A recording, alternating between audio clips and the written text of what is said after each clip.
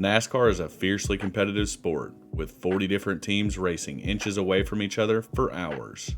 The competition doesn't stop with the drivers and teams though. There are competing sponsors in every single race. Coke versus Pepsi, Budweiser versus Miller, UPS versus FedEx. All happening week in and week out. And I wanted to see who was on top in the sponsorship battles. Hi, my name is Matt, and this is Sponsor Battles, presented by Dogleg Media. In this series, we look at sponsors in the same industry fielding cars at America's highest level of motorsports and how they stack up against each other on the track. Today we look at the motor oil wars: Valvoline, Pennzoil, Mobil 1, STP, Havoline, Quaker State, and Castrol. Some of these have been around for over half a century, and some have made their arrival in the last 5 years. If you haven't already, be sure to hit the subscribe button to stay in the loop. But with that intro out of the way, let's dive into Sponsor Battles, the Motor Oil Wars. We start this video out with the original motor oil, Valvoline.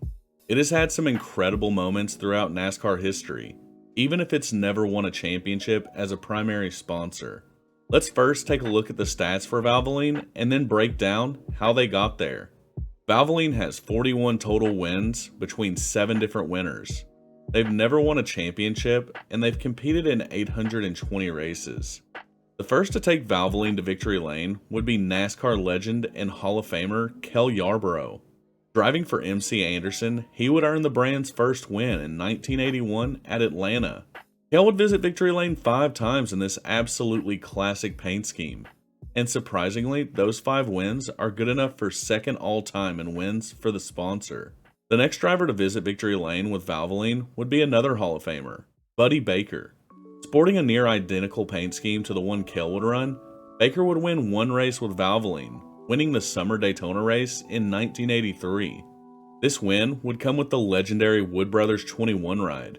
Baker didn't spend a lot of time with the brand, running a handful of races with them in 1983 and 1984. After Baker, the next to win with Valvoline would be Neil Bonnet. Running for Raymock Enterprises, he would actually win back-to-back races with the oil giant, winning Richmond and Rockingham in 1988. Neil would run fewer races than Baker with the sponsor, however, with Valvoline leaving him at the conclusion of the 1988 season. And now we enter easily the most recognizable era for Valvoline, as they would find their perfect fit in 1992. They would join Mark Martin and Roush Racing, and the rest was history. Martin and Valvoline would rise to elite level, winning 27 races from 1992 until the end of their relationship in 2000. While a championship eluded them, they would finish second twice in that time. And in their 9 seasons together, they finished in the top 5 of points 7 of those seasons. Mark was a fan favorite, and because of this legendary partnership, when you think of Mark Martin, you see his Valvoline number 6 ride. After Martin and Valvoline's massive breakup, the brand would throw support behind Johnny Benson Jr. at MB2 Motorsports. This relationship would run from 2001 until 2003. While their time together was anything but smooth sailing, Benson would earn his only career win with Valvoline on the car, winning at Rockingham in 2002. This was certainly the highlight of their relationship, as they would finish outside the top 10 in points 2 of their 3 seasons together. After Benson would leave the team, Valvoline would go winless for 19 years, and they had a long list of drivers during that drought. Some less notable, and some big names like Dale Earnhardt Jr., Matt Kenseth, and Alex Bowman. As a matter of fact, Kenseth came so close to winning in 2010 with Valvoline on the car, finishing second at Atlanta. And this is a great looking car, but then again, most car of tomorrows with the wing do look great. And now we move to the current state of Valvoline's involvement with the sport. They have primary schemes with 2 different drivers, both in the Hendrick Motorsports stable. We start with Kyle Larson. He would gain support from the original motor oil in 2021 when he would join Hendrick Motorsports. He would win twice that season with Valvoline as the primary, and would ultimately win the championship. And here's a major point of controversy for the series. I am not counting Larson's 2021 championship as a title for Valvoline. They were only the primary for 3 races that season, and the rest of the season they were an associate. And listen, I can certainly see an argument for Valvoline having a championship because of their involvement with Larson in 2021. For the purposes of this video and series, I'm not counting it, but you certainly wouldn't be wrong for doing the opposite. All in all, Larson has won 3 times with Valvoline. And honestly, if they sponsored as many races as their competitor Pennzoil, there is no doubt in my mind that they would skyrocket to a championship and many more race wins. However, for their limited involvement, it is very impressive. And we wrap Valvoline up with the most recent winner for the brand, William Byron. Valvoline would first be the primary for Byron in 2021 as well. But unlike teammate Larson, it would take William a couple years to find victory lane with them. When Byron did finally break through with a win for the oil giant, he would follow it up with another one in the same season. Byron ran 3 races with Valvoline on the car in 2023, and he won 2 of them. He hasn't ran a race with them yet in 2024, but look for the Hendrick teammates to add to Valvoline's trophy case this season. And now we move to Pennzoil, and while they have 2 championships, they have ran more races and have fewer overall wins than Valvoline. Let's take a look at the numbers before diving in. Pennzoil has 36 total wins, split between 4 different winners. They have 2 championships, and they've raced 969 times and counting. Honestly, the Pennzoil segment will be relatively quick to cover compared to Valvoline. Not only do they have fewer wins, but they also had fewer winners. As a matter of fact, their first NASCAR Cup Series win would come 19 years after Valvoline's first win. Steve Park would earn Pennzoil their first Cup Series win in the year 2000 at Watkins Glen. Driving for now defunct Dale Earnhardt Incorporated, Park would win twice flying the Pennzoil brand. His second and final win would be an extremely emotional one, winning the week after his team owner Dale Earnhardt would lose his life at the Daytona 500. There wasn't a dry eye in the building, and it was just the first of many historic moments to happen with Pennzoil on the car. Park would ultimately be with the sponsor from 1998 until 2003. In 2007, they would begin a new relationship in the biggest way possible. Throwing support behind Kevin Harvick and Richard Childress Racing, they would win the Daytona 500 in their first race with the new team and driver. This was a wildly exciting finish, and I would be lying to you if I said I wasn't a little disappointed in the outcome. I wanted Mark to win so bad, but hey, props to Harvick and Pennzoil. It was just another instant classic for Pennzoil's brand. Pennzoil and Harvick would be a team from 2007 until the conclusion of the 2010 season.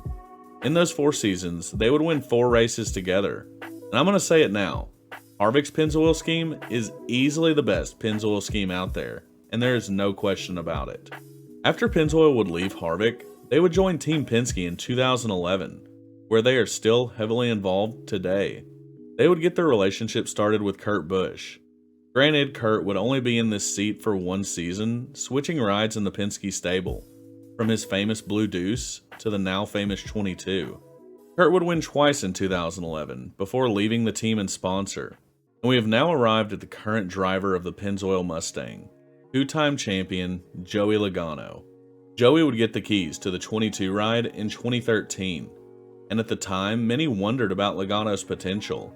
He would struggle at Gibbs to start his career, but man, he squashed any doubt quickly after arriving at Penske. He would win 1 race and finish 8th in the final standings in 2013, and then the dam would break. In Logano's 12 years with Pennzoil and Penske, he has won 28 races and 2 championships in 2018 and 2022. There is a theory that Logano is only great in even-numbered seasons, and the data certainly backs up those claims. It is now an even year, and the start of this season has been far from ideal. He has been incredibly fast, but bad luck has bitten this team. Will Logano turn it around? And can he add more titles to the Pennzoil trophy case? And like I said, this next segment is sort of a continuation of the Pennzoil banner, as they are owned by them. It will be a quick stopover before our next brand, but they do have some history in the sport. Let's look at Quaker State's presence in NASCAR. Quaker State has 4 total wins, split between 3 different winners. They've never won a championship, and they've competed in 335 races and counting. Oddly enough, Quaker State would get a Cup Series win before their parent company Pennzoil would. Quaker State would first win in the Cup Series back in 1988. Ricky Rudd would get the win that season at Watkins Glen. Driving for King Racing, Rudd would win twice with Quaker State. with his second win coming at another road course the following season at Sonoma. Rudd would only spend 2 seasons with Quaker State and King Racing, finding victory lane both seasons with them.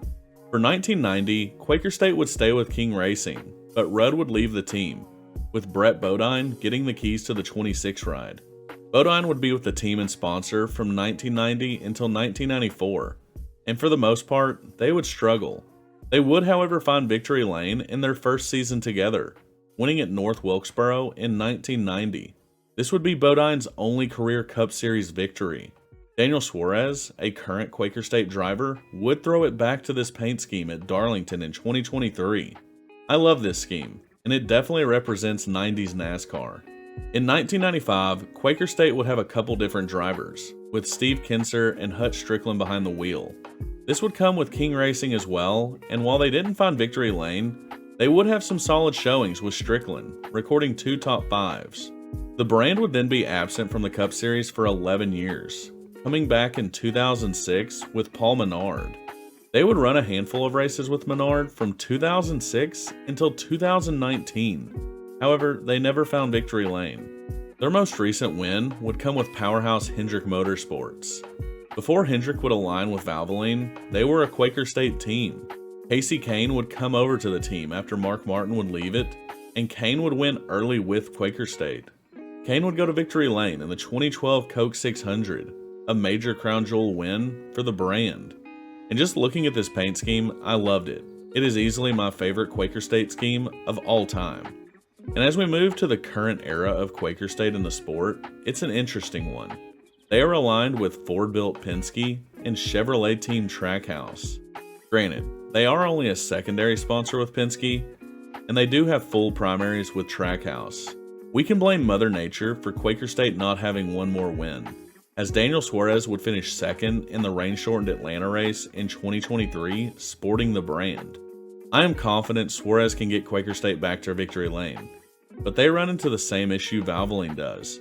They just don't run enough races. Alright y'all, we are at Mobile 1, and this video is already shaping up to be a long one. Also, controversy alert, but more on that later. Let's get into Mobile 1 and their relatively short time in the sport.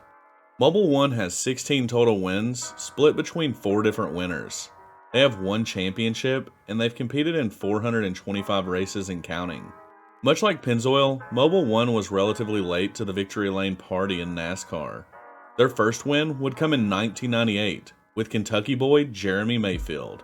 Its first win was an iconic one, with Mayfield besting the Intimidator Dale Earnhardt at Pocono. I still go back and watch this finish and think to myself, what if Jeremy hadn't gotten into the trouble he did during his time? He showed so many glimpses of greatness, but off-track issues hindered his full potential.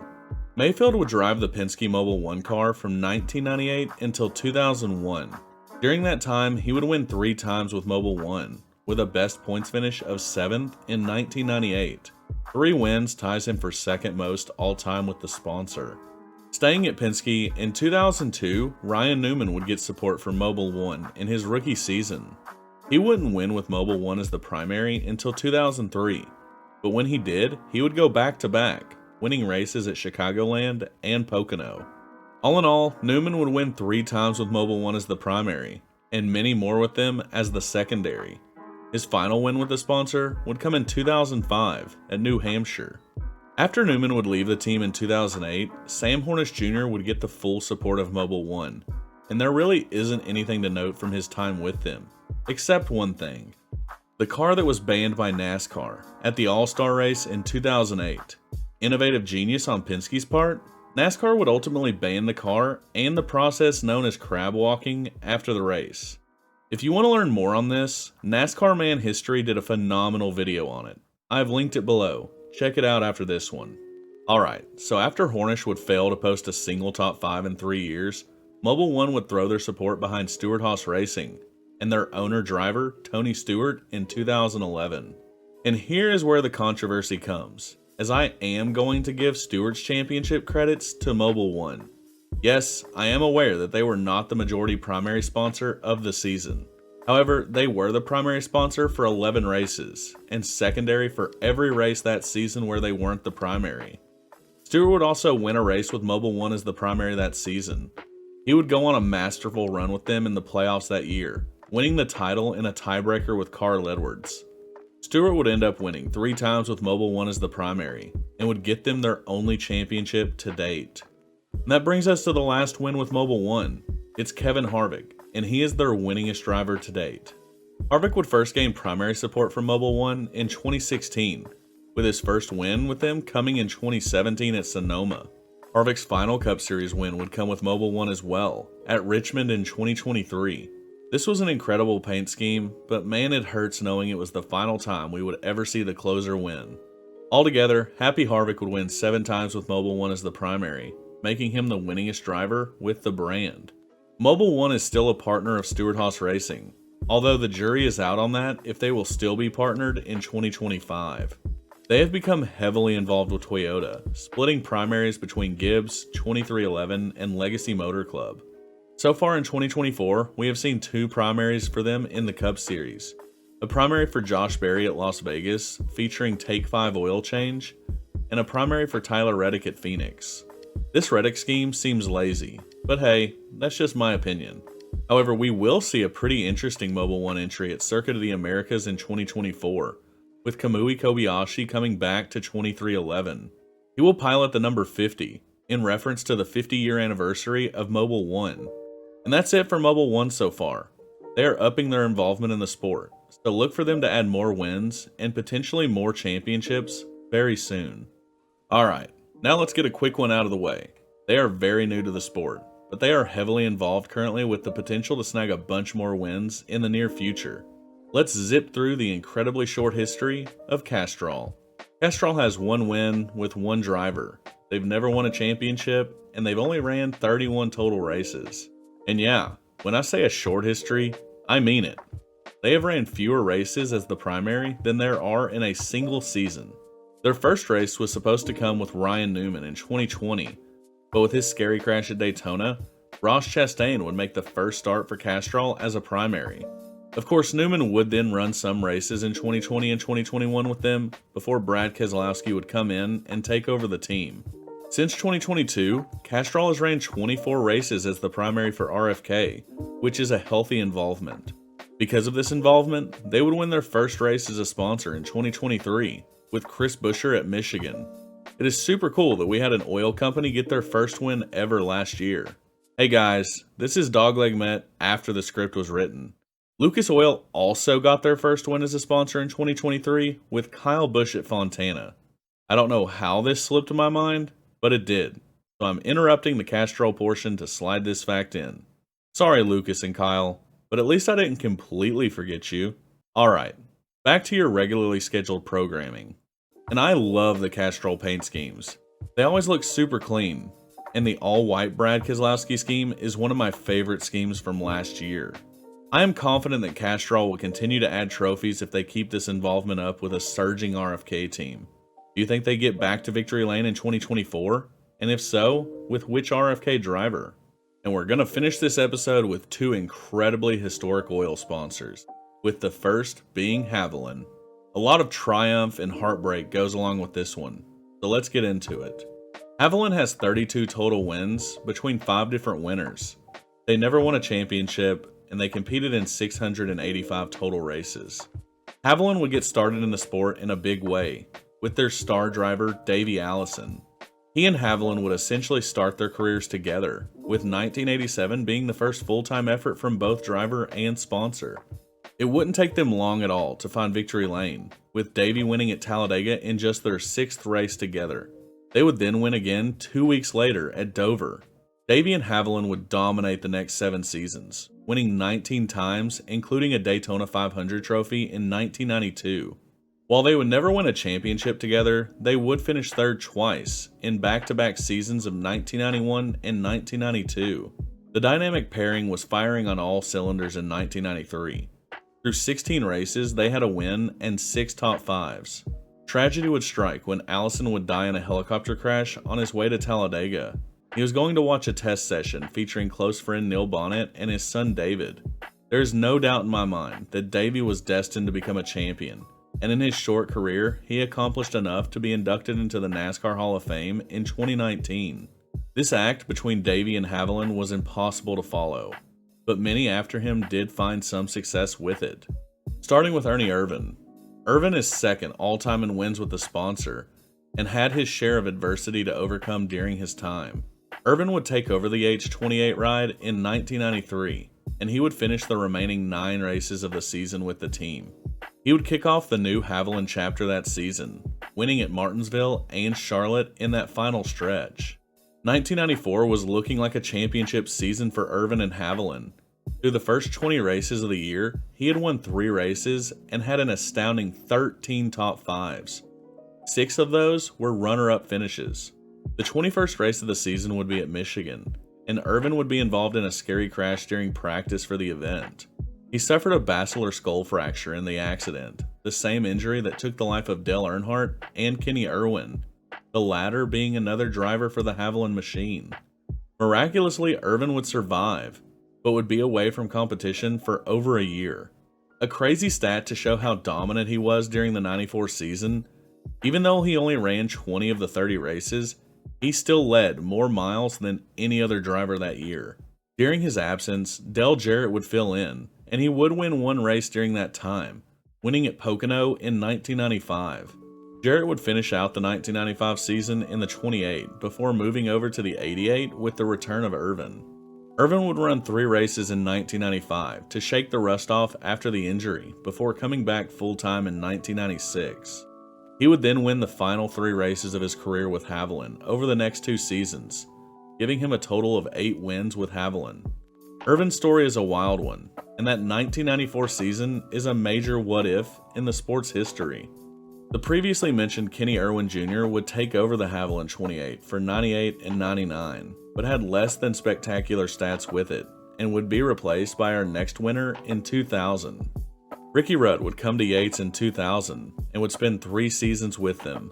Rudd would claim the final 3 wins of his career with the team and sponsor, winning twice in 2001 and his final win at Sonoma in 2002. The red and black Havoline is certainly iconic, but I also loved Rudd's Havoline ride and had a bunch of diecasts of it as a kid. Rudd would finish 4th in the standings in 2001, the best points finish with the team. From 2003 until 2006, Havoline would go through a handful of drivers without any wins. In 2007, they would claim their final Cup Series victory. F1 and IndyCar star turned NASCAR stock car driver Juan Pablo Montoya would join Chip Ganassi and get the backing of Havoline. It wouldn't take the pairing long to get a win, with Montoya winning as a rookie at Sonoma. His road racing background certainly gave him a leg up on the Cup Series competition, and this win in 2007 would be the final for Havoline in the Cup Series. 2008 would be the final season that Havoline would be a sponsor in NASCAR. This is certainly a sponsor I would love to see come back. They had such a storied history in our sport, and it's sad to see them gone. And we finish this one off with a big one, and arguably the most synonymous sponsor in NASCAR history, STP. A lot of people expect this one to be the clear winner. Let's see if they're right. Here is STP. STP has 64 total wins, split between 4 different winners. They have 4 total championships, and they've competed in 978 total races. STP would actually get their first start with Fred Lorenzen, not Richard Petty. STP would enter the sport in 1971, and through their initial support behind Lorenzen. In 14 races together, the pairing would record 7 top 5s, but never a victory.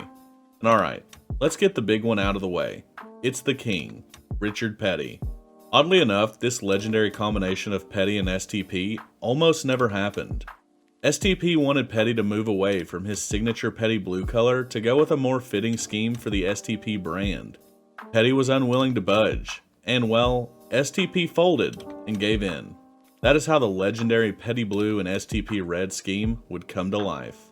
This partnership would start in 1972 and ran until Petty's retirement in 1992, a 20-year-long relationship, second only to Jeff Gordon and DuPont Exalta's partnership.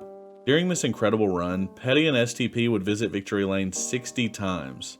4 of those were at Daytona for the Great American Race. Petty would also win 4 of his 7 NASCAR championships with STP, an incredible feat. Honestly, all of the success would happen between 1972 and 1984, as Petty would record his 200th and final career win at Daytona in 1984. I don't think there is a more iconic driver-sponsor combo in the sport's history, and they certainly made the most of their time together. And while Petty would retire in 1992, STP would stay loyal to Petty and his race team until their departure from the sport in 2021. Another driver to win with STP during Petty's reign was Buddy Baker. Baker would run alongside Petty for the 1972 season at Petty Enterprises. Baker would record a lone win with the sponsor at Charlotte for the World 600. And if you're going to win one race in a season, the 600 certainly isn't a bad one to grab. There were only 3 total wins for STP after Petty would retire, between 2 drivers. The first of which is Bobby Hamilton. He would be the driver of the famous STP 43 ride at Petty from 1995 to 1997. He would record 2 wins, one in 1996 at Phoenix and the other at Rockingham in 1997. His win at Phoenix in 1996 would be the first of 4 career wins for Hamilton. After Hamilton would leave the team in 1998, John Andretti would step up to the plate for Petty Enterprises. He would be with the team from 1998 until 2003. He would get his second and last career win with the STP 43 car at Martinsville in 1999. This win was certainly the highlight of his time with Petty and STP, as his best points finish was 11th in 1998. STP would drastically slow down their involvement after the 2000 season. They would be gone from the sport entirely from 2001 to 2003. They would then be the primary for only 19 races from 2004 until their last race in 2021 with Eric Jones. After 1984, STP definitely struggled to find victory lane and put up consistent finishes. But for a 13-year stretch, there was no better combo in the sport. Alright, let's take a look at the results and declare a winner. Valvoline currently sits with 41 total wins, split between 7 different drivers. They are still searching for their first championship, and they have competed in 820 races and counting. Quaker State has 4 total wins between 3 different drivers. No championships across 335 total races. Havoline wound up with 32 total wins between 5 different drivers. It pains me to say no championships across 685 total races. Mobil 1 checks in with 16 total wins between 4 different drivers. They have 1 championship thanks to Smoke, and they've ran 425 races and counting. Pennzoil currently has 36 total wins, 4 different winners, and 2 championships across 969 races and counting. STP ends with 64 total wins, 4 different winners, and 4 championships across 978 races. And finally, Castrol at the time of this recording has 1 win, 1 winner, no titles across a modest 31 races and counting. So, who is the winner? I think there can be multiple winners, for different eras. Pre-1990 and overall, nobody matches STP. Their time with Petty, they recorded more wins and championships than any other brand in their entire time in the sport. However, if you really look at it, Petty was their entire time. Without him, they would have 4 wins and wouldn't have even smelt a championship. Valvoline not only has the most unique winners of any brand, but they owned the 90s with Mark Martin. Valvoline won more races in the 90s than any other oil brand combined. And then there's Pennzoil. All of their accolades have come in the 21st century. And when you look at the last decade, they have more wins and championships than all other oil brands combined. So, the overall winner is no doubt STP. But come on, you can't compete with what Richard Petty did with the brand. And I'll leave you with some interesting notes. Ricky Rudd and Buddy Baker won with 2 different oil brands, with Buddy Baker winning with Valvoline and STP, while Rudd would win with Quaker State and Havoline. Valvoline was led in wins by Mark Martin with 27. Pennzoil was led in wins and championships by Joey Logano with 28 wins and counting and 2 championships currently. Ricky Rudd was the only multi-time winner for Quaker State with 2 total wins. Mobil 1 was led in wins by Kevin Harvick with 7, and in championships by Tony Stewart with 1. Havoline was led in wins by Davey Allison with 19, and finally STP was undoubtedly led in wins and championships by Richard Petty with 60 overall wins and 4 titles. And that's it. That is the Motor Oil Wars. Let's wrap this thing up. And that'll do it for the Motor Oil Wars. Man, this was a ton of fun, and I can't wait for the next one. As always, I'm prone to forgetting drivers and moments. Let me know anything I may have missed for the oil brands down below. Be sure to vote in the poll on the community tab of the channel to determine the next sponsor battle. If you liked the video, please consider giving it a thumbs up and subscribing. It helps a ton, and I definitely appreciate it. And did you know that 71% of my viewers aren't subscribed, but they are returning viewers? If you keep coming back, but you haven't hit that subscribe button yet, what are you waiting for? And as always, I want to thank the Dogleg team for all of their incredible work. Darksea, Dice, Nino, Elite, Jafer, and The Gamer, y'all help make the channel and community a better place. We also have a Discord server. Find the invite in the About section of the channel or in the description below. We have a ton of fun over there, and we have over 220 members now. We share our silly season picks, merch collections, we do live race reactions, exclusive contests, and so much more over there. But that'll do it for us here at Dogleg Media. I'm Matt, your host, and you've been watching NASCAR Sponsor Battles. I'll see you next time.